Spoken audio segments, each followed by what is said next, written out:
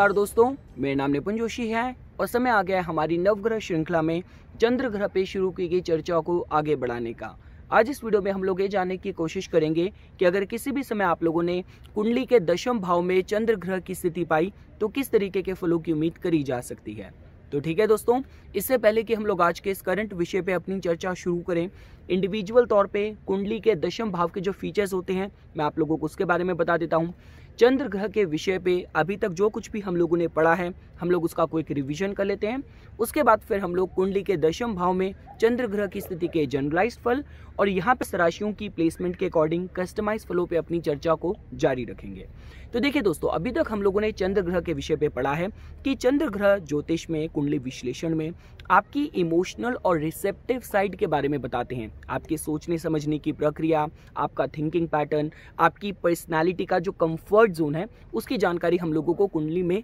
चंद्र ग्रह की स्थिति के आकलन से पता चलता है। इसके अलावा दोस्तों, चंद्र ग्रह अगर कुंडली में अगर मजबूत हुए तो इससे हमें पता चलता है कि जातक को जीवन काल में पोषण प्राप्त करने के उसके जो सामर्थ्य हैं काफ़ी ज़्यादा बढ़ जाएंगे। इसके अलावा जब भी हम लोग आर्टिस्टिक क्रिएटिव टैलेंट्स की बात करते हैं, हॉस्पिटैलिटी सेक्टर, ट्रैवल इंडस्ट्री में सफलता प्राप्त करने के हिसाब से बात करते हैं तो उसके हिसाब से भी कहीं ना कहीं ज्योतिष में, कुंडली विश्लेषण में चंद्र ग्रह की स्थिति पे दोस्तों जोर दिया जाता है। और ज्योतिष पर्सपेक्टिव दोस्तों अगर आपको टर्मोलॉजी समझनी हो तो चंद्र ग्रह के पास स्वामित्व है रोहिणी, हस्ता, श्रावण नक्षत्र का। चंद्र ग्रह कर्क राशि को रूल करते हैं और वृषभ राशि में उच्चता को प्राप्त करते हैं और मंगल ग्रह की वृश्चिक राशि में जाके थोड़े से कमजोर हो जाते हैं। तो ये हो गया दोस्तों जो कुछ भी हम लोगों ने चंद्र ग्रह के विषय में पढ़ा है। अब दोस्तों देखिए, अगर आप लोगों को कुंडली के दशम भाव के फीचर समझने हो तो कुंडली का दशम भाव बताता है आपके प्रोफेशन के बारे में, आपके कर्मों के बारे में, प्रोफेशनल ओरिएंटेशन, आपकी महत्वाकांक्षाएं, इन सब की जानकारी हम लोगों को कुंडली के दशम भाव से पता चलती है। आप अपने कर्मों के द्वारा मतलब समाज में किस तरीके का इम्पैक्ट, किस तरीके का प्रभाव क्रिएट करेंगे। देखिए, अगर मेरे को बहुत ही सिंपल लैंग्वेज में बताना हो तो किसी भी कार्य को करने की आपकी क्षमता, आप कितनी एफिशिएंसी से उस कार्य को करेंगे और उसके बाद जो कुछ भी आपने समाज में डीड्स करे हैं, आपने अपने प्रोफेशन में, अपने व्यापार में, बिजनेस में जो भी कार्य करे हैं उनसे आपको कितनी रिकॉग्निशन मिलेगी, इसकी जानकारी कुंडली के दशम भाव से पता चलती है। और साथ ही साथ दोस्तों देखिए, जब भी हम लोग बात करते हैं कि समाज के बहुत ही अथॉरिटी फिगर वाले जो लोग होते हैं, सरकार गवर्नमेंट से जुड़े जो लोग होते हैं, समाज के बहुत ही जो प्रतिष्ठित एमिनेंट जो लोग होते हैं उनकी भी जानकारी कहीं ना कहीं कुंडली के दशम भाव से पता चलती है। तो इस समाज के स्तर के लोगों के साथ आपके संबंध किस तरीके के रहने वाले हैं, उनसे आपको रिकॉग्निशन मिलेगा, लाभ मिलेगा, सपोर्ट मिलेगा, ये हर तरीके की डिफिकल्टीज का सामना करना पड़ेगा अपने बॉसेस के साथ, सरकार के साथ, गवर्नमेंट के साथ, इन सब की जानकारी दोस्तों कुंडली के दशम भाव के आकलन से हमें पता चलती है।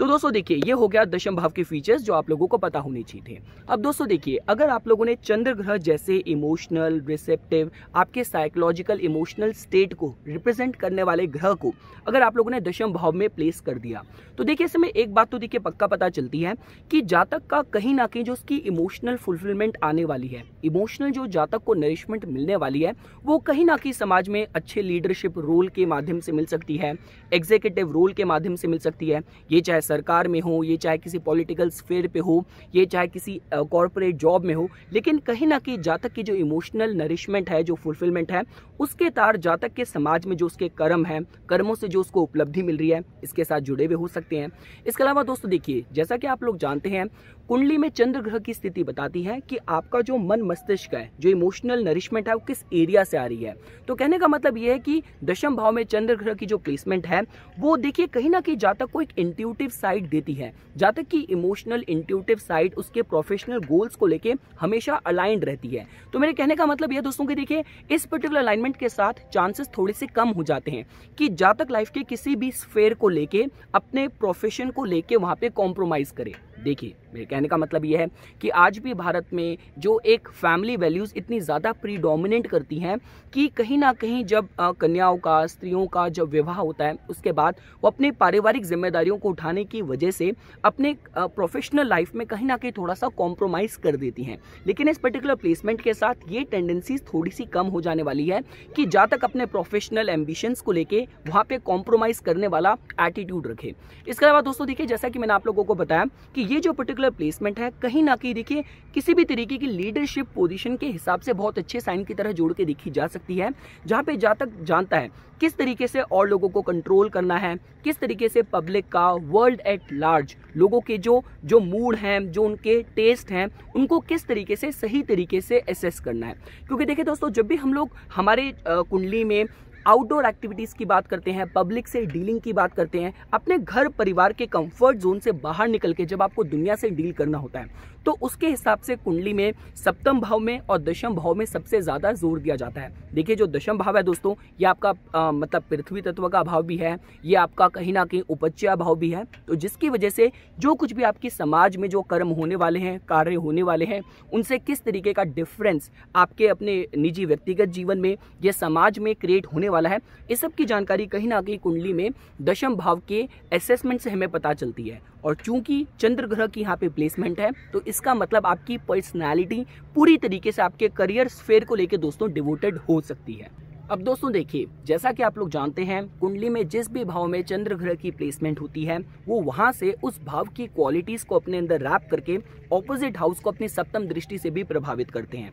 तो दशम भाव से चंद्र ग्रह की जो सप्तम दृष्टि जाएगी, वो सीधा देखेगी आपके चतुर्थ भाव को। तो चतुर्थ भाव जो कि आपके डोमेस्टिक लाइफ के बारे में बताता है, जो कि कहीं ना कहीं दोस्तों आपके इनर कंटेनमेंट, इमोशनल नरिशमेंट के बारे में बताता है। तो जैसा कि दोस्तों मैंने आप लोगों को पहले ही बता दिया, दशम भाव में जो कुछ भी जातक के अचीवमेंट्स होने वाली है, जो कुछ भी जातक की उपलब्धियां होने वाली है, उसके तार सीधा जातक के इमोशनल स्टेट के साथ जुड़े हुए हो सकते हैं। तो देखिए, सपोज कीजिए फॉर एग्जांपल, अगर जातक के प्रोफेशनल स्फेयर पे, उसकी प्रोफेशनल अचीवमेंट्स में कुछ भी अप्स एंड डाउन्स की स्थिति आए, तो कहीं ना कहीं जातक की जो ओवरऑल जो इमोशनल साइड है, जो उसकी डोमेस्टिक लाइफ है, वो भी इस तरीके से दोस्तों प्रभावित हो। तो ये भी आप दोस्तों फॉलो के साथ इसको जोड़ के देख सकते हैं। देखिए दोस्तों, काफी बार ये भी देखा जाता था कि इस पर्टिकुलर अलाइनमेंट के साथ प्राचीन समय पे जो लोग अपने घर परिवार के व्यापार को, बिजनेस को, फैमिली नेम की वजह से काफी कुछ उनको समाज में उनको काफी प्रायोरिटी मिलती थी, काफी कुछ रिकॉग्निशन मिलती थी। लेकिन आज के समय में दोस्तों, जैसा कि आप लोग जानते हैं, अब समय बदल रहा है। आपकी जो अपनी निजी व्यक्तिगत जो भी आपकी उपलब्धियां होंगी,